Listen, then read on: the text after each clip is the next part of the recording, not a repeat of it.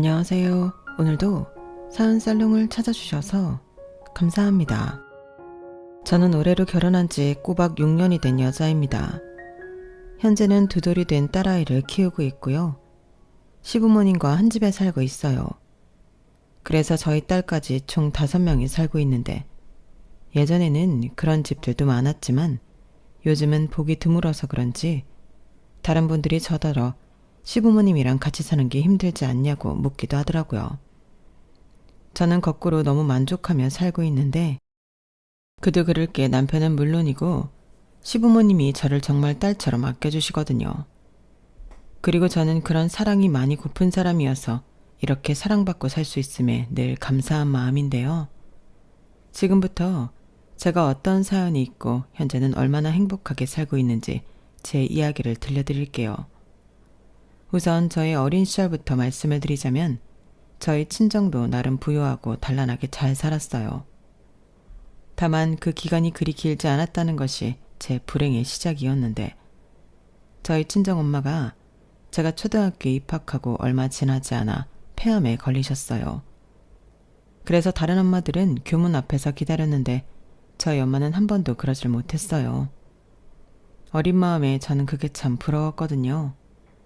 게다가 집에 가면 엄마가 입원해서 없거나 퇴원해서 집에 있어도 늘 침대에 누워 약기운에 잠이 들어 있었는데 집안 분위기가 말이 아니었어요. 그 어린 나이에도 눈치를 보게 되는 그런 무거운 분위기였죠. 그리고 저희 외할머니는 제주도에 살고 계셨는데요.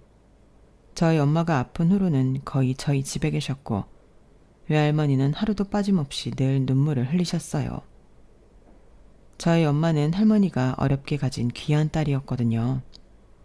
그래서 가도 당신이 먼저 가야지 어떻게 자식을 먼저 보내냐고 보이지도 않는 하나님께 늘 눈물로 기도를 하셨는데 저희 아빠도 마찬가지셨어요. 내가 당신 없으면 어떻게 살아? 제발 나만 두고 떠나지 마. 어? 부탁이야. 라고 울면서 말하는 것도 봤는데 저 역시 당장 엄마가 사라질 것 같아서 늘 불안한 마음으로 살았어요. 그리고 저희 엄마는 다른 사람도 다른 사람이지만 유독 저한테 미안하다고 하셨는데 지금 생각해보면 엄마는 단 한 번도 저에게 괜찮다고 엄마 금방 나을 거라는 말은 하지 않으셨죠. 어쩌면 저희 엄마는 당신이 낫지 못한 걸 아셨던 것 같아요. 그래서 그런 희망의 말 대신 혜정아, 엄마가 미안해. 우리 딸한테 해줘야 할 일이 참 많은데 엄마가 그러지도 못하고 너무 미안해 라며 늘 입에 미안하다는 말을 달고 살았는데 어린 마음에 엄마의 그런 말들이 저에겐 버거웠어요. 미안해하지 말고 얼른 다른 엄마들처럼 건강해져서 학교 교문에 마중도 나오고 첨가원 수업에 다른 엄마들처럼 예쁘게 하고 오라고 저는 말하고 싶었는데 차마 통증에 아파하는 엄마의 모습에 그 말은 할 수 없었어요. 그래서 오히려 제가 엄마, 나는 괜찮아. 엄마, 아프지 마요. 라고 엄마를 위로했는데요. 그러면 엄마는 제 말에 또다시 미안하다는 말을 앵무새처럼 계속하셨죠. 아마도 다른 말을 할 수 없을 정도로 저희 엄마는 저에게 미안하셨던 것 같아요. 그리고 이상하리만큼 친가에 대한 기억은 없는데 저희 아빠가 당시 무슨 사업을 외갓집에서 지원받아 하고 있던 걸로 알고 있어요. 그런데 그것도 엄마가 돌아가신 후 끝이 났고 그렇게 저희 엄마에게 가지 말라며 눈물로 호소하던 아빠는 1년도 되지 않아 저에게 새엄마라며 인사를 시키셨어요. 그러니 외할머니가 어떻게 그럴 수 있냐고 저희 아빠와 멱살까지 잡으며 실랑이를 하셨는데 산 사람은 살아야죠. 혜정이도 엄마가 필요해요. 장모님이 혜정이 엄마가 될 순 없잖아요. 라며 자기 복을 자기 발로 차고 말았죠. 그리고 저는 그날 이후 저는 외할머니를 본 적이 없는데요. 아마 그때부터 외갓집에서 저희 아빠에게 경제적인 지원은 물론이고 돈줄을 끊어버렸다고 들었어요. 그리고 저에겐 갑자기 1살 아래인 여동생이 생겼는데 말이 동생이지 동생은 저희 집에 온 그날부터 자기가 원래 이 집 딸인 듯 행세를 했죠. 제 방도 뺏어가고 제가 가지고 있는 것 중에 비싸고 좋은 건 몽땅 자기 거라며 가져갔는데 저도 가만히 있지 않았어요. 그러자 새엄마는 너는 언니인데 동생한테 양보할 수도 있지. 왜 그렇게 욕심이 많아? 라며 동생 편을 들었고, 게다가 아빠의 재혼과 함께 아빠의 사업도 하루아침에 망해버렸는데 아빠의 돈을 보고 재혼했던 새엄마는 그날 이후 아빠까지도 함부로 하기 시작했어요. 심지어 새엄마는 아빠에게 사기 결혼이라는 등 아빠를 못살게 굴었는데 아빠는 바보처럼 그런 새엄마를 내치지 않았어요. 그리고 저는 점점 새엄마의 구박과 차별로 마음이 병들어가고 있었는데 저는 그런 사실을 아빠가 모르지 않다고 생각했죠. 그래서 어느 순간부터는 못된 새엄마보다 다 알면서 방관하는 아빠가 더 밉고 원망스러웠는데 그렇게 서러운 시간을 견디며 저는 수험생이 되었어요. 다행히 공부는 나름 재미있고 잘하는 편이라 학원에 다니지 못했음에도 성적이 좋은 편이었는데 서울에 이름 있는 학교에 합격했음에도 새엄마는 저를 대학에 보낼 마음이 1도 없으셨어요. 여자가 너무 똑똑하면 남자들이 부담스러워서 싫어한다. 너는 고등학교만 졸업하고 조신하게 있다가 시집이나 가. 그게 네 인생에도 좋아. 이게 다 너를 위해서 하는 말이야. 많이 배운 여자들 결국엔 남자 기죽이고 팔자세서 외롭다니까? 말도 안 돼요. 그런 게 어딨어요. 그리고 저는 남자한테 잘 보이고 싶은 마음 없는데요. 어머? 쟤 말하는 것 좀 봐. 그럼 여자가 남자 없이 어떻게 사니? 아무리 잘난 여자여도 혼자 있으면 초라한 거라니까. 그리고 많이 배우면 뭐하니? 애 낳고 살림하면 다 똑같아지는데. 그런 말씀 마세요. 저 공부하고 싶어요. 많이도 바라지 않을게요. 딱 입학할 수 있는 한 학기 등록금만 해주세요. 얘가 지금 무슨 소리라는 거야. 우리 집에 그럴 돈이 어딨니? 너는 말이 되는 소리를 해라. 네 아빠 망한 거 몰라? 우리 굶지 않고 사는 것도 다 내 덕이다. 이렇게 새엄마는 저에게 대학은 무슨 대학이냐며 그냥 취직해서 돈이나 벌다가 시집이나 가라고 하셨어요. 그리고 이 사실을 다 알고도 저희 아빠는 새엄마 말을 들으라 했는데 그때 너무 억울했어요. 세상에 그런 아빠가 어딨냐고. 아빠가 너무 원망스럽더라고요. 그래서 어린 마음에 외할머니한테 부탁을 해서 입학금만이라도 도움을 받고 싶었는데 그런 제 마음을 알았는지 아빠가 먼저 이렇게 말씀하셨어요. 너 혹시라도 제주도 할머니한테 연락하기만 해. 우린 이제 그 노인네랑은 상관없는 거야. 아빠가 망한 이유가 뭔 줄 알아? 다 그 노인네가 치사하게 돈줄을 막았기 때문이라고. 그러니까 네가 그 노인네한테 연락하는 순간 너랑 나랑 끝인 줄 알아. 알겠어? 라고 하는데 차마 외할머니한테 연락할 수 없었어요. 그러다 외할머니도 저를 받아주지 않고 아빠가 저를 버린다면 저는 어디에도 갈 수 없는 신세가 될 테니 그게 무서웠는데 그래서 울며 겨자 먹기로 대학 진학을 포기하게 되었죠. 그날 얼마나 울었는지 몰라요. 지금 생각해도 그때가 가장 서럽고 속상하기 그지없는데 그러다 제가 그 집을 나올 수밖에 없었던 일이 일어났어요. 그때는 새엄마의 친딸인 동생이 수도권 전문대에 합격했다고 했는데 새엄마는 자기가 언제 그랬냐는 듯 동생의 대학 입학을 축하하며 동네방네 자랑을 하더라고요. 그때가 저희 집 상황이 크게 달라진 것도 없었는데 새엄마는 동생에게 등록금 걱정하지 말라며 저 때와는 180도 다른 모습을 보이셨죠. 심지어 요즘은 여자도 배워야 한다며 떠들고 다니시는데 그때 느꼈던 충격은 이루 말할 수 없었어요. 그리고 그때도 허수아비 같았던 저희 아빠는 새엄마한테 아무 말도 하지 못했는데 그래서 아쉬운 사람이 우물을 판다고 저는 새엄마한테 이건 불공평하지 않냐고 따져 물었죠. 그러자 새엄마는 마치 그래서 뭐 어쩌라고? 라는 듯 저를 무시했는데 그때 알았어요. 내가 살려면 이 집을 나가야겠다는 걸요. 그렇게 생각하니 더 이상 화도 나지 않게 되었는데 저는 그때 이 사람들과 평생 보지 않겠다는 마음을 갖고 있었기 때문이었죠. 그래서 며칠 뒤 계획하에 저는 집을 나왔고 가지고 있는 돈을 탈탈 털어 허름하긴 했어도 소중한 보금자리인 고시원에 들어갔는데요. 그때부터는 정말 열심히 일을 했어요. 내가 벌어 대학에 가겠다는 그 일념 하나밖에는 없었으니 열심히 안 할 수 없었죠. 그래서 당시 제 몸무게가 36kg밖에 나가지 않았는데 그렇게 먹는 것도 아끼며 돈을 모았어요. 그리고 그때 돈을 번다는 게 참 쉽지 않다는 걸 알게 되었는데요. 그래서 더욱더 대학에 가야 한다는 생각을 했었죠. 새엄마 말처럼 여자도 배워야 잘 살 수 있다고 생각했거든요. 그리고 1년이란 시간 동안 딱 죽지 않을 만큼 일하고 공부에 집중하는 생활을 했더니 저는 먼저 붙었던 대학보다 더 좋은 대학에 들어갈 수 있었는데 그 기쁨도 그리 길진 않았어요. 이후 등록금을 마련하기 위해 저는 휴학과 복학을 반복할 수밖에 없었거든요. 그때 솔직히 심적으로 많이 힘들었어요. 다들 열심히 공부하는데 자기 손으로 등록금까지 벌면서 공부하는 학생은 많지 않았으니까요. 그렇다 보니 제 딴에는 열심히 공부를 해도 성적은 장학금을 받는 정도는 되지 않았는데 결국 저는 대학을 포기할 수밖에 없었죠. 계속 이렇게 살다가는 이도저도 안 될 것 같았거든요. 그래서 그때부터는 대학도 못 나왔는데 돈이라도 많이 벌어야겠다고 생각해 정말 죽기 살기로 열심히 일했는데 그러다 죽으라는 법은 없다는 건지 기적처럼 지금의 남편을 만나게 되었어요. 남편은 소위 말하는 명문대를 나온 사람이라 저랑 같은 곳에서 일하기는 아까운 사람이었는데 그냥 아우라부터 다른 사람이었죠. 게다가 어찌나 사람이 반듯한지 저 남자의 여자친구는 얼마나 좋을까 그런 생각도 했는데 그 여자가 제가 될 줄은 꿈에도 몰랐어요.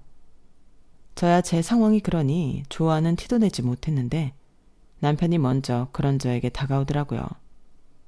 처음에는 그냥 상냥하고 친절한 사람이라 그런가 보다 했는데 시간이 지나면서 그게 아니라는 걸 알게 되었어요. 그리고 이내 나 혜정씨 좋아하는데 계속 좋아해도 돼요? 라는 그의 수줍은 고백도 받게 되었는데요. 그때는 처음으로 세상이 내 편 같은 그런 기분이 들었어요. 하지만 이내 남편이 제 상황을 알면 감정도 변할 것만 같아 제대로 대답도 하지 못했는데요.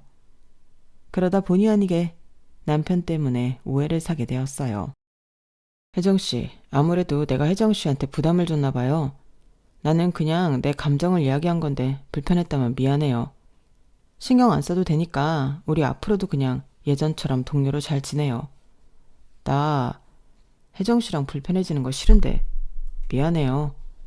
아니에요. 불편해서 그런 게 아니고 너무 좋아서 그런 거예요. 네? 그게 무슨 말이에요? 좋아하는데 무슨 문제라도. 혹시 남자친구 있어요? 그게 아니고요. 사실 저는 집 문제가 좀 복잡해요. 새엄마랑 이복 동생이 있는데 저는 난감하고 어려웠지만 정말 최선을 다해서 남편에게 제 상황을 설명했어요.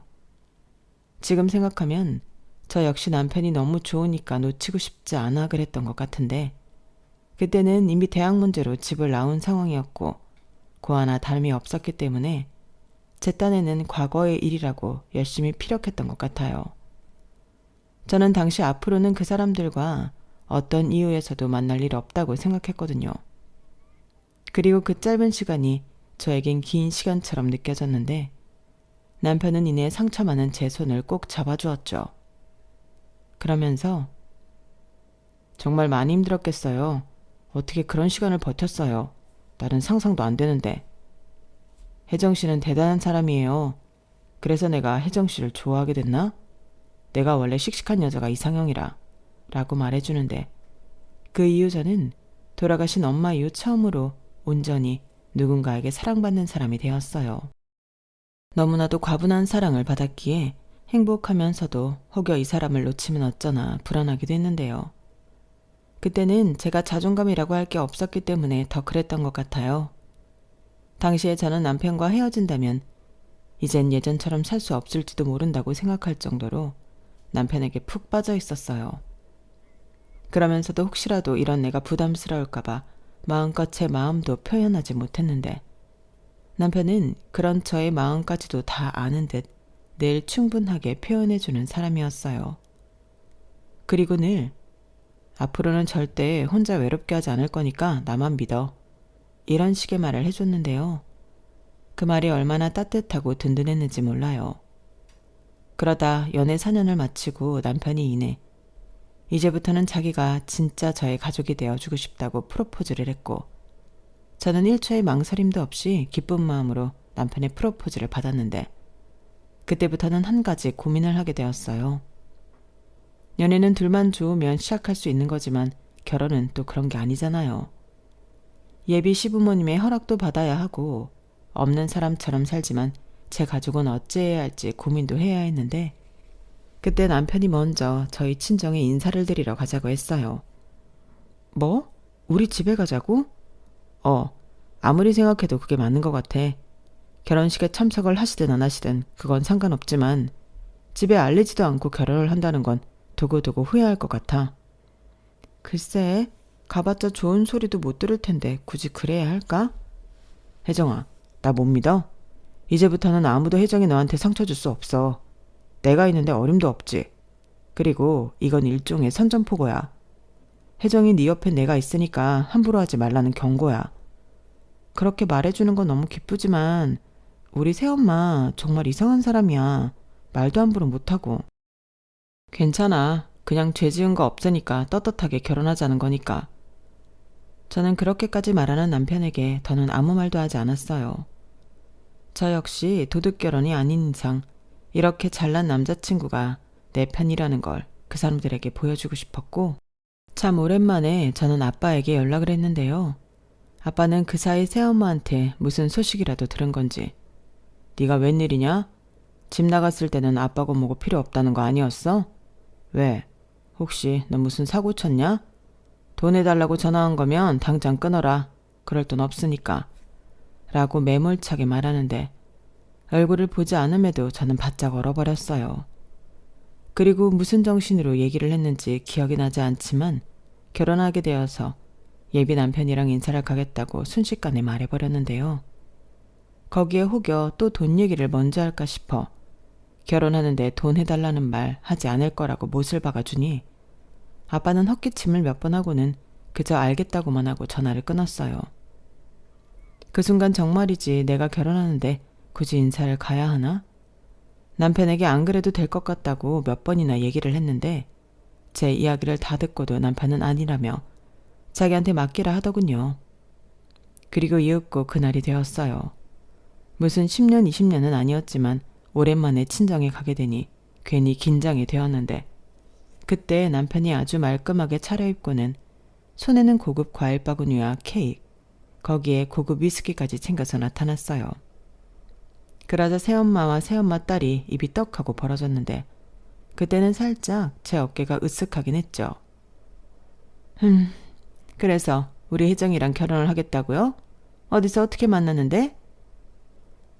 같은 회사에서 만났고 제가 좋아해서 쫓아다녔습니다. 너무 예쁘고 바른 사람이라 제가 한눈에 반했거든요. 아, 하긴 혜정이 제가 어릴 때부터 남자만 보면 음흉하게 살살 꼬리치고 그러긴 했어요. 딱 보니 거기에 넘어갔네. 뭐 어찌되었든 결혼한다고 하니 그건 알겠고 혹여 뭐라도 우리한테 기대하는 거면 그런 거 없습니다. 그리고 저도 혜정이한테 대충 집안에 대해서는 들었어요. 새엄마시고 이복동생이라고. 그래요? 그래도 나는 새엄마라고 혜정이 쟤한테 다른 친엄마 못지않게 해줄 건 다 해줬어요. 혜정이 쟤한테 무슨 말을 어떻게 들었는지 알 수 없지만 나 엄마 자격 있는 사람이라고요. 우리 딸도 그래요. 언니라고 얼마나 잘 따랐는데. 여보, 안 그래? 내 말이 맞잖아. 그랬지. 맞아. 그랬군요. 감사합니다. 우리 혜정이 잘 키워주셔서. 앞으로는 제가 행복하게 해주도록 할 테니 아무 걱정하지 마세요. 그래요? 뭐 잘 됐네. 알겠어요. 앞으로 우리 혜정이 잘해줘요. 아 맞다.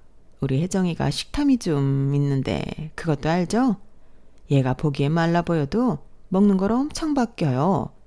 제가 우리 집 식비 다 거덜냈다니까? 제가 언제요? 없는 말 하지 마세요. 어머? 내가 언제 없는 말 했니? 네가 밥을 얼마나 축내는데. 그래 알겠다. 너도 내숭이라는 걸 떨고 있나 본데 알겠어. 그나저나 우리 사위는 어떤 사람인가? 우리도 사위가 어떤 사람인지 알아야 허락을 해주지. 저기 지금 허락을 구하러 온 게 아니에요. 결혼한다고 통보하러 온 거라고요. 혜정아 괜찮아. 어머니 뭐든지 물어보세요. 저는 괜찮습니다. 아, 제가 저런 애예요. 새엄마라고 나한테 얼마나 야박하고 함부로 하는데. 설마 저런 애를 시집 보내도 되나 몰라. 거기 부모님은 혜정이제 허락했어요? 아, 중요한 걸 안 물어봤네. 부모님은 뭐 하시는 분이에요? 돈은 좀 있으신가? 정말 제 얼굴이 뜨거울 정도로 민망한 질문의 연속이었어요. 그리고 새엄마는 제 남편 앞에서 제가 얼마나 못난 사람인지 없는 흉도 만들어내서 저를 이상한 사람으로 만들려고 했는데 남편은 이미 예상이라도 했다는 듯 태연하게 행동했어요. 그리고 일괄적으로 제 편에서 이야기를 했는데 순간 이 남자는 내가 그렇게 우리 집에 가지 말자고 했어도 내 길을 살려주려고 일부러 우리 집에 인사를 가겠다고 했구나 라는 걸 알게 됐어요. 그리고 남편의 그런 의도를 알게 되니 너무 고마운 마음이었는데 그 이후에도 새엄마의 노골적인 질문들이 이어졌죠. 그러다 남편이 명문대를 나온 사람이고 시부모님이 자기 사업을 하고 계신 소위 말하는 있는 집이라는 걸 알게 되었는데요. 그때부터는 새엄마와 동생이 당황한 듯 말문이 막혔어요. 아무래도 많이 놀란 듯 보이더라고요. 대학도 못 나온 제가 저런 괜찮은 집안의 남자와 결혼을 하다니 뭔가 배가 아픈 얼굴이었는데 제 남편의 배경을 알게 된 후로는 어째 새엄마보다 동생이 더 충격을 받은 듯 자꾸만 저를 흘깃거리는 걸 느낄 수 있었어요. 그도 그럴 게 그 잘난 전문대를 나온 동생은 취업도 못하고 집에서 백조로 놀고 있다 하더라고요. 그러니 집단에는 대학도 못 나온 제가 어떻게 저런 남자를 낚았나 딱 그런 얼굴이었는데요. 저는 대놓고 뭘 봐? 하듯 똑같이 동생을 쳐다봤어요. 뭐 굳이 따지자면 동생도 아니긴 하지만요. 그렇게 남편 덕에 처음으로 복수 비슷한 걸 하게 된 저는 집을 나오면서 속이 뻥 하고 뚫리는 것 같았는데 역시 문제는 시댁에 인사를 가는 거였어요. 남편은 걱정할 것 없다고 장담했지만 다 가진 부모님이 훌륭하게 키운 아들을 저 같은 여자한테 주실 것 같지 않았죠. 하지만 저의 고민은 그야말로 쓸데없는 고민이었는데 한껏 긴장한 채로 예비시댁에 인사를 갔던 저는 눈물 나는 한 대를 받게 되었어요. 이미 남편에게 제 이야기를 다 들었고 심지어 최근에 저희 친정에 다녀온 이야기도 아시는 듯 했는데 시어머니가 저를 보자마자 반가워요. 내가 얼마나 보고 싶었는지 몰라. 실례가 되지 않는다면 한번 안아봐도 되나? 라고 하시더라고요. 그리고 저는 제가 안아드리겠다며 시어머니에게 소심하게 다가갔는데 시어머니는 저를 정말 꼭 안아주셨어요. 그러면서 어떤 얘기도 더 할 필요 없다고 잘 왔고 앞으로 아무 걱정하지 말고 행복하게 살자고 하셨는데 보니 남편도 그렇고 시아버님도 눈물을 살짝살짝 훔치시면서 흐뭇하게 서 계셨는데 그때 시아버님이 아유 드디어 나도 딸이 하나 생겼네. 아들 고맙다. 네 엄마가 못 들어준 아빠 하늘 네가 풀어줬네. 넌 임마 효도 다 했어. 라고 하시면서 분위기가 한층 더 화기애애해졌어요. 그러면서 저도 언제 긴장을 했냐는 듯 편해지기 시작했는데요. 화목한 이 집에 정식으로 가족이 될 수 있다니 꿈만 같았어요. 그렇게 결혼 준비를 시작하면서 몇 번이고 시부모님을 만나는 일이 있었는데 그때마다 시부모님은 한결같이 저를 예뻐해 주셨어요. 오죽하면 모르는 사람이 남편더러 사위냐고 물어보기도 했었는데 그러면 또 개구진 시아버님이 어떻게 하셨어요? 우리 사위예요. 잘생겼죠? 라고 그때를 놓칠세라 장난을 치곤 하셨죠. 그러니 저는 시부모님을 만나러 가는 게 늘 즐거웠고 나중엔 시부모님과 함께 살면 어떨까 하는 생각까지 하게 되었는데 남편이 다른 형제가 없는 외동이었거든요.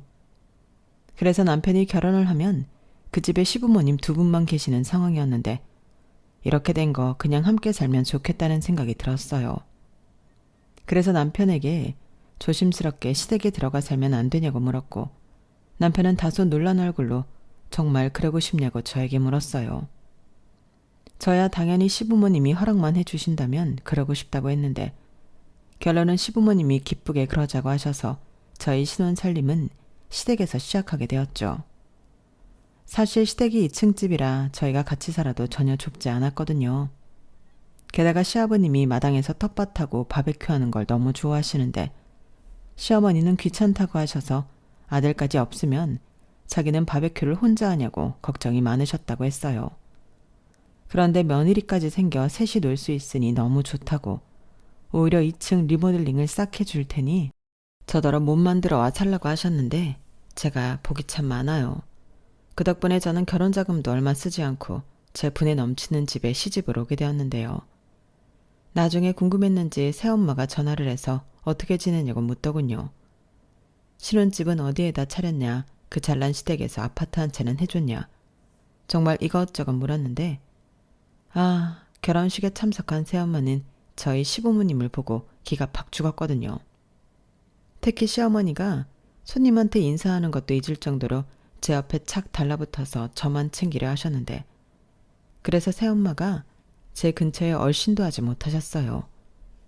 그런 기억이 있으니 저는 새엄마가 저한테 연락할 줄은 몰랐는데 무슨 떡밥이라도 주워 먹으려고 하는 건지 새엄마는 이것저것 관심이 참 많았어요. 아파트는 아니고 저 시댁에 들어와서 시부모님이랑 같이 살아요. 뭐야? 있는 사람들이 더 한다더니 너는 들어오라고 거길 들어가 사니? 딱 봐도 며느리 부려먹고 싶어 그러는 건데. 남이사, 제 인생은 제가 알아서 할게요. 기집애 말하는 꼬라지 좀 봐. 그래, 네가 네 팔자 꼰다는데 내가 뭐라고 하겠니? 근데 말이다, 네 동생은 저러고 있는데 너만 시집가서 잘 살면 양심의 가책이라는 걸 좀 느껴야지. 권서방 후배나 친구 중에 괜찮은 사람 있으면 다리 좀 놔봐라. 뭐라고요? 이왕이면 집도 좀 있는 집으로.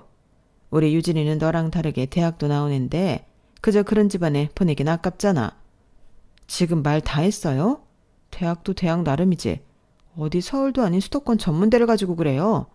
그리고 저한테는 여자가 너무 많이 배우면 안 된다고 대학 가지 말라고 하셨잖아요. 뭐야? 너는 아직도 그 옛날 이야기를 하는 거니? 그때는 네 아빠 상황이 전혀 그럴 수 있는 상황이 아니었어. 내가 몇 번을 얘기해. 그리고 팔은 안으로 굽는데 어쩌겠니? 그리고 너도 그러는 거 아니다. 아무리 서울이 아니어도 대학은 대학인데 그렇게 무시를 하면 안 되지. 너는 대학 근처도 못 갔잖아. 누가 못 갔대요? 저도 대학 갔어요. 그것도 누구랑 다르게 서울에 아주 이름 있는. 그러니까 괜한 헛소리 하지 마시고 다시는 연락하지 마세요. 우리 그럴 사이 아니잖아요. 어쭈? 이게 이제 시집갔다고 아주 막 나오네? 오라, 지만 잘 살고 싶은 거구나. 너 마음 심부 그따위로 먹으면 벌 받아. 네 남편이 언제까지 너를 그렇게 사랑할 것 같니? 남자들 다 똑같아. 한 1, 2년 있으면 내가 너랑 왜 결혼했는지 모르겠다고 이혼하자고 할걸? 너, 네 남편 너무 믿지 마라. 저는 대놓고 저한테 저주를 퍼붓는 새엄마의 말에 더는 아무 대꾸도 하기 싫어 전화를 끊어버렸어요.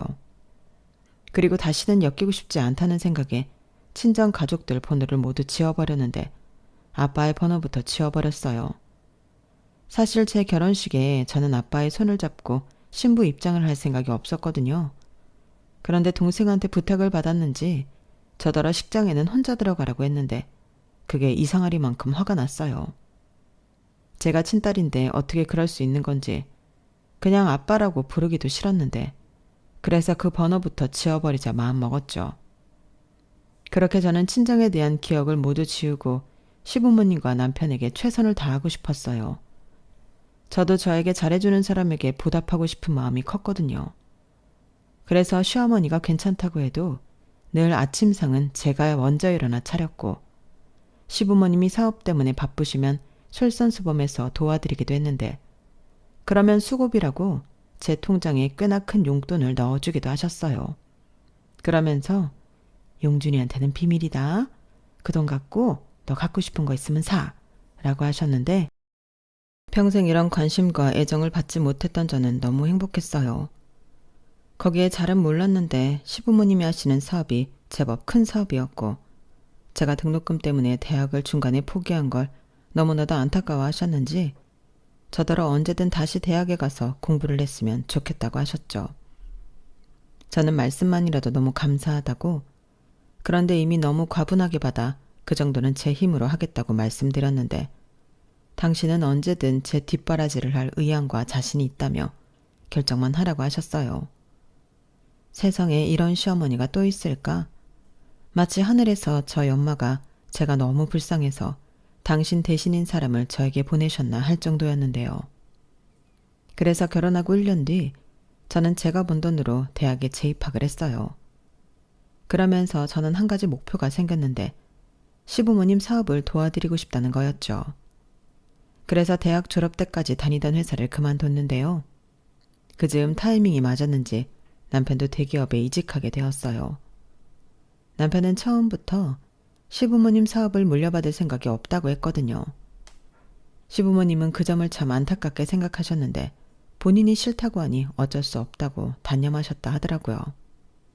그래서 제가 물려받겠다는 건 아니고 남편 대신 도와드리겠다는 마음이었는데 어차피 일할 거라면 시부모님을 도와드리고 월급을 받고 싶었어요. 그리고 그런 제 결정을 시부모님이 두 팔 벌려 환영하셨는데 남편이 고맙다고 하더라고요. 자기가 못하는 걸 제가 대신 해줬다며 저에게 또 참 잘해주던 남편이었는데 이런 사람이 내 가족이라고 생각하니 밥을 먹지 않아도 전혀 배고프지 않았어요.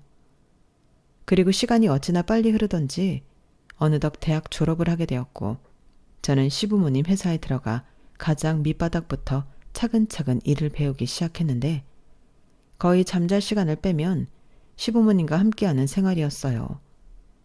누군가는 숨 막히지 않냐고 저에게 묻기도 했지만 저는 전혀 아니었죠.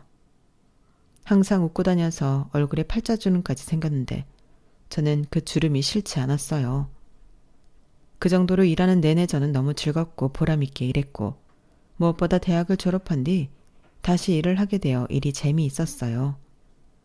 그러자 시부모님은 저를 정말로 후계자처럼 농담 반 진담 반 이야기를 하실 때도 많았는데 맹세코 시부모님 사업을 내가 물려받아야겠다는 욕심은 없었어요.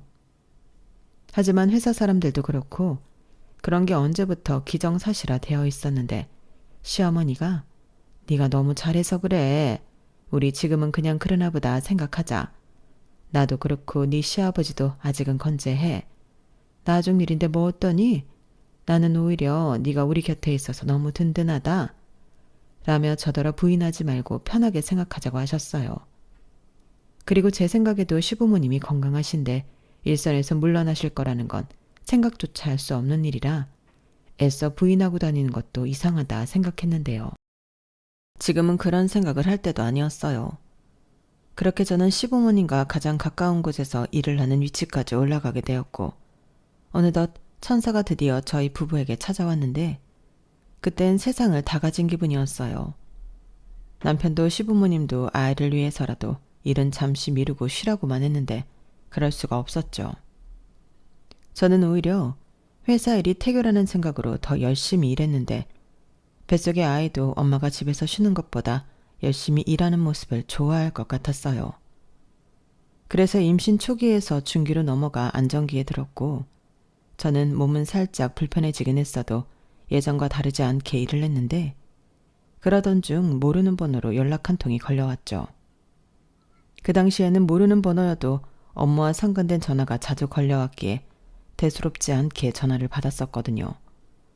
그런데 그게 화근이었는지 저는 그만 새엄마의 전화를 받게 되었고 첫 마디부터 소름이 돋는 그 목소리를 듣게 되었어요. 나다, 엄마야. 너 잘 지내고 있니? 어떻게 된 게 기집애가 시집가고 나서는 도통 연락이 없어. 왜? 너무 행복해서 이젠 친정 생각도 안 나든? 하긴 부잣집에 시집갔는데 우리 생각에 난리 없지. 왜 전화하셨어요? 그때 제가 분명히 앞으로 연락하지 말라고 했는데요. 어머? 너 너무 매정하다. 아니 어떻게 호적상 엄마인 나한테 그럴 수 있니? 우린 끊을래야 끊을 수 없는 그런 부모-자식 관계잖아. 다른 건 아니고 너한테 부탁할 일이 있어서 연락했다. 네 동생이 시집도 가기 전에 애를 가졌어. 그래서 배부르기 전에 식을 올려야 하는데 네 아빠가 능력이 없으니 어쩌냐? 잘 살고 있는 너한테 손 좀 벌릴 수밖에. 뭐라고요? 정말 뻔뻔하시네요. 지금 누가 누구한테 손을 벌려요? 저한테는 단돈 1원도 해준 거 없잖아요. 무슨 소리야? 너 입히고 먹이고 재워주고 그거 다 돈이다? 제가 뭘 입고 뭘 먹었는데요. 그리고 저 재워준 그 집 저희 외갓집에서 해준 집이었어요. 아무튼 키워주는 애가 있는데 이러면 안 되지. 너 잘 살잖아. 아니 전화로 이럴 게 아니라 언제 네 남편이랑 집에 한번 올래? 내가 상다리 휘어지게 맛있는 거 차려놓을게. 됐어요. 저는 그 집에서 맛있는 거 먹은 기억 없거든요. 끊을 테니까 다신 연락하지 마세요. 아니 잠깐만. 그럼 내가 거기로 갈게. 집으로 갈까 회사로 갈까? 저는 새엄마의 말이 너무 끔찍해서 아무런 대꾸도 하지 않고 전화를 끊어버렸어요. 정말로 찾아오기라도 할까봐 정말 냉큼 전화를 끊어버렸죠. 그러자 시어머니가 언제 제 방까지 오셨는지 누구 전화인데 그렇게 급하게 끊냐고 걱정하며 물으셨는데 저는 보이스 피싱이라고 대답하며 아무렇지 않은 척했어요. 그런데 제가 알려주지 않으면 못 찾아올 거라는 생각과 달리 그 다음날 새엄마가 동생까지 데리고 회사로 찾아왔는데 알고 보니 제 결혼식에 저희 시아버님이 저희 아빠한테 명함을 줬다고 하더군요. 그걸 가지고 새엄마가 찾아온 건데 얼마나 놀랐는지 몰라요. 그리고 한 손에는 웬 김치통을 들고 있었는데 제 생각이 나서 가져왔다며 제 앞에 떡하니 올려놓았어요. 너 김치 환장하잖아. 어릴 때 늘 김치에 밥만 먹고. 그 생각이 나서 전에 담갔던 김치 좀 가져왔다. 제가 김치를 좋아한다고요? 누가 그래요? 다른 반찬은 먹지도 못하게 하니까 어쩔 수 없이 김치만 먹은 거죠. 저 김치 싫어해요. 특히 당신이 만든 김치는 다시는 먹고 싶지 않으니까 다시 가져가요. 어머, 얘 말하는 것 좀 봐. 딱 보니 임신한 것 같은데 애엄마가 마음벌을 그렇게 쓰면 안 되지. 너 닮은 자식 낳으면 어쩌려고 그러냐? 저 닮으면 완전 땡큐죠. 당신 딸이랑 다르게 머리도 좋고 앞가림도 잘하는데. 언니 진짜 보자보자니까 너무하네. 우리가 뭐 거지로 보여? 거지 맞잖아. 나 찾아온 이후 돈 얘기하려고 그런 거 아니야? 너야말로 기집애가 대책도 없이 왜 사고를 치고 다녀. 네 몸은 네가 챙겨야지. 웃겨. 언제부터 나한테 관심 있었다고 잔소리야. 잔소리 할 거면 돈이나 두둑히 내놓고 해. 싫어. 내가 왜 너한테 돈을 주니? 네 팔자 네가 꼬았는데 네가 알아서 해. 이게 정말? 너 왜 홀몸도 아닌 동생한테 막말이야. 저도 홀몸 아니거든요. 그리고 여기까지 찾아와서 민폐 끼치는 것도 내가 아니라 그쪽들이에요. 일하는데 방해되니까 당장 나가요. 안 그러면 사람 부를 거니까. 아쭈. 이제 보니 사모님 놀이에 푹 빠져있네. 왜? 시집가서 대접 좀 받고 사니까 네가 우리랑 살 때 어떻게 살았는지 까먹었니? 이게 어따 대고 좋은 말로 할 때 딱 2억만 해줘라. 시집은 보내야지. 앞으로 네 아빠랑 살 내 수고비라고 생각하고 네가 자식된 도리 좀 해. 웃기고 있어. 당장 나가. 2억 같은 소리 하고 있네. 당신들한테는 2원도 아까워. 엄마, 내가 말했잖아. 쟤 우리한테 순순하게 돈 안 준다니까. 차라리 형부를 찾아가는 게 빠르지. 저는 순간 눈이 뒤집히는 것 같았어요. 내가 아니라 내 남편에게 찾아갈 걸 그랬다는 동생의 말에 참을 수 없는 분노를 느낀 건데요. 그래서 그 말에 제가 그 사람들이 들고 온 김치통을 확 던져버렸죠. 그러자 그 충격에 뚜껑이 열려 안에 있는 김치들이 고스란히 그 사람들 앞에서 폭발하듯 터졌는데 저도 살짝 당황하긴 했지만 김치 국물을 뒤집어 쓴 새엄마와 동생을 보니 그렇게 통쾌할 수가 없었어요. 그리고 다음번엔 더한 것도 보여줄 수 있으니 내 남편이든 내 가족 건드리지 말라고 엄포를 놨는데 약이 바짝 오른 새엄마와 동생은 소리를 바락바락 지르며 저를 고소하겠다고 쌩 난리를 부렸어요. 그리고 자기들이 마음만 먹으면 저를 이혼시킬 수 있다는 협박까지 했는데 그때였어요. 아우 이게 다 뭐니? 아우 냄새. 어머 누구세요? 어머니 오셨어요. 부르시면 제가 갈 텐데. 아니 우리 며느리 뭐하고 있나 궁금해서 왔지.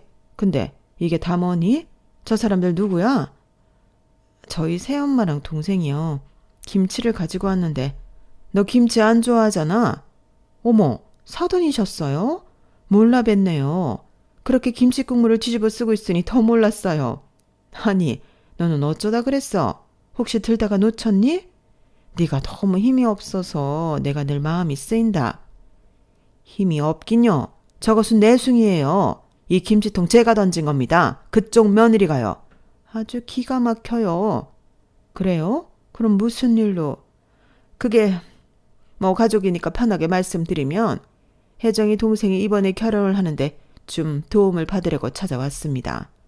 자매 길이 도울 수 있잖아요. 저희가 사정이 좀 그래서. 어머, 그래요? 얼마나요? 역시 이제야 말이 좀 통하는 것 같네요. 한 2억 정도 도움을 받았으면 하는데 요즘 물가도 그렇고 시세도 그래서 가능하면 한 4억까지도 해주시면 감사하긴 하죠. 어머 세상에, 정말 듣던 대로 사돈은 뻔뻔한 사람이네요. 그 돈을 지금 저희 며느리한테 달라고 오셨어요? 김치가 아니라 김치보다 더한 게 있으면 그걸 던져야 했네. 뭐라고요? 그렇잖아요. 해준 것도 하나도 없으면서 여길 어떻게 옵니까? 자존심도 없어요. 대학 등록금 그거 얼마나 한다고 대학도 못 가게 해놓고 2억? 4억? 정말 미친 여편네네. 뭐야? 여편네? 당신 말 다 했어? 나 가만히 안 있을 거야. 고소할 거라고. 얘 홀몸 아니고 당신 지금 나한테 모욕 줬으니까 이거저거 다 해서 고소할 거야. 그래요? 그럼 당장 하시죠. 나도 그런 거 참 좋아합니다. 법으라는 게 깔끔하지. 너 뭐하니? 법무팀에 전화해서 여기 좀 오라고 해. 그리고 네 시아버지도 오라고 해라. 이 꼴을 같이 봐야지. 그리고 대개 딸만 애 가진 거 아니에요? 우리 며느리도 홀몸이 아니란 말입니다. 이 뱃속에 있는 애는 내 귀한 핏줄이고요. 당신 우리 애 잘못 건드렸어. 어디서 내 귀한 며느리를. 당신 같은 사람은 내가 먼저 손봐줄 거야. 아니 이봐요. 지금 돈 있다고 사람을 함부로 해도 되는 겁니까? 왜요? 돈 없는 사람도 사람을 함부로 하는데 돈 있는 나는 그러면 안 됩니까? 저는 말씀하신 대로 아쉽지 않을 만큼 돈이 있습니다. 그러니까 이번 일은 절대 그냥 넘어가지 않을 거예요. 어디 감히? 저기 사돈 그러지 마시고 저도 처음부터 이럴 생각은 아니었습니다. 좋은 게 좋은 거라고 저희 좀 도와달라는 말씀이죠. 막말로 2억 정도면 사모님, 아니 사돈한테는 껌값이잖아요. 아니 무슨 그렇게 비싼 껌이 다 있습니까? 그리고 잘 모르시나 본데 원래 있는 사람이 더한 법이에요. 그러니까 이렇게 살게 됐죠. 됐고 거기 딱 가만히 있어요. 증거 사진 좀 찍게. 아니다. 너 여기 CCTV 있지? 네 있어요. 어머 어떡해. CCTV도 있대. 아 사돈. 아니 사모님 저희가 잘못했어요. 저희가 급해서 그만. 그래도 계모도 엄만데 자식한테 도움 좀 받겠다고. 자식이요? 누가 자식을 그렇게 합니까? 나는 댁 같은 여자 세상에서 제일 혐오해요. 저는 그 순간 참 천군만마를 얻은 기분이었어요. 저희 시어머니는 평소에는 온순하시고 인자하신 분이었는데 그때는 그 카리스마가 장난이 아니더라고요. 그리고 연락을 받고 오신 아버님은 오셔서는 애기 놀란다며 저부터 나가 있으라고 하셨고 다시는 이런 일이 없도록 하겠다며 바로 법무팀에 얘기해 업무 방해까지 엮어 고소 준비를 하게 시켰는데 나중에 CCTV를 보니 새엄마와 동생이 무릎까지 꿇고 잘못했다고 싹싹 빌었더군요. 그러면서 다시는 저에게 연락하거나 나타나지 않겠다고 약속을 했다는데 다시 나타난다면 10억을 내놓는다는 서약으로 일이 마무리되었어요. 그 이후 돈이 무서운 건지 저는 두 모녀의 근황을 모르고 살 수 있었는데요. 그 덕에 출산까지 무사히 마칠 수 있었어요. 출산이라는 게 정말 제 목숨을 걸고 하는 거라는 걸 저는 그때 알았어요. 그래서 부모가 된다는 게 이렇게 어려운 거구나 깨닫고 한동안은 하늘에 계신 엄마 생각을 정말 많이 했는데요. 만약 살아계셨다면 저에게 얼마나 힘이 되어 주셨을까 눈물도 많이 흘렸어요. 하지만 친정엄마 같은 시어머니가 있으니 저는 산후조리도 참 극진하게 받았는데 무엇보다 태어난 손주가 귀여운 손녀라서 시부모님이 난리가 아니셨어요. 나중에 남편한테 들었는데 시어머니가 자기를 낳고 자궁암에 걸리셔서 자궁을 드러내는 바람에 아이를 낳을 수 없게 되었다고 했는데 두 분이 딸을 참 원했다고 하시더라고요. 그래서 딸 같은 아들로 키우겠다고 하셨지만 그러진 못했고 딸 같은 며느리를 얻어 소원을 풀었다고 하셨는데 이젠 정말로 손녀딸을 얻으셨으니 이젠 완전히 당신들 소원을 푸신 것과 다름이 없었죠. 그리고 그런 손녀딸을 낳아준 채가 너무 귀하고 고맙다며 아직까지도 변치 않는 사랑을 베풀어 주시는 시부모님이신데 저는 앞으로 평생 시부모님에게 사랑한다 말하며 효도하며 살 생각입니다. 어떤 때는 남편보다도 시부모님 때문에 결혼을 잘했다는 생각을 할 때도 많거든요. 그만큼 제게는 두 분 다 선물 같으신 분들이신데 앞으로 아주 오랫동안 건강하게 저희와 함께 해주시길 바랄 뿐이에요. 그리고 계획이라면 계획인데 아이를 둘 정도는 더 낳고 싶은 마음이 있는데요. 저희 가족이 완전한 대가족이 되는 그날까지 남편과 노력해볼 생각입니다. 저희 시부모님은 생각만 해도 너무 행복하다고 저더러 복덩이라고 하시는데 사실 저에게 복덩이는 저희 가족들이에요. 이렇게 서로가 서로를 복덩이라고 부르니 저희는 더 행복한 사람들이 아닌가 싶어요. 내 가족을 사랑하지 않는 사람이 누굴 사랑할 수 있겠어요. 그리고 저는 저희 아이도 그런 사랑스러운 마음을 꼭 배웠으면 하는 마음인데 새엄마의 딸을 보니 더 그런 간절한 마음이 들더라고요. 아울러 지금은 어찌 사는지도 모르지만 아빠와 그 못난 가족들도 그걸 알았으면 하는 바람인데 자기들이 했던 짓 고스란히 돌려받으며 살았으면 좋겠네요. 그래야 공평할 것 같거든요.